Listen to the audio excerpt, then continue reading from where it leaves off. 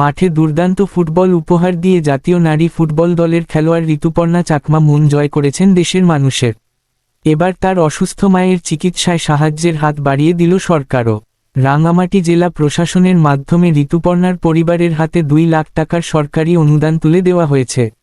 বুধবার বিকালে রাঙামাটি জেলা প্রশাসকের সম্মেলন কক্ষে আয়োজিত এক অনুষ্ঠানে ঋতুপর্ণার বড় বোন পাম্পি চাকমার হাতে এই অনুদানের চেক তুলে দেন জেলা প্রশাসক মোহাম্মদ হাবিবুল্লাহ।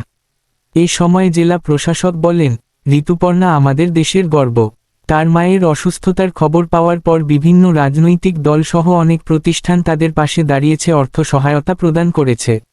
আমরা জেলা প্রশাসন, যুব ও ক্রীড়া মন্ত্রণালয়কে এই বিষয়ে অবগত করার পর মন্ত্রণালয় এই অর্থ বরাদ্দ দিয়েছে।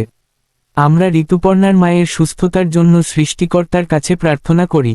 অনুষ্ঠানে আরও উপস্থিত ছিলেন অতিরিক্ত জেলা প্রশাসক রুহুল আমিন, কাউখালী উপজেলা নির্বাহী কর্মকর্তা কাজী আতিকুর রহমান সহ জেলা প্রশাসনের অন্যান্য কর্মকর্তারা।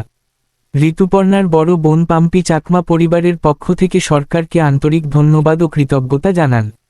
ধন্যবাদ ভিডিওটা শেষ পর্যন্ত দেখার জন্য। লাইক, কমেন্ট আর শেয়ার করতে ভুলবেন না। সাবস্ক্রাইব করে আমাদের সাথে থাকুন। কেমন লাগলো জানাবেন নিচে।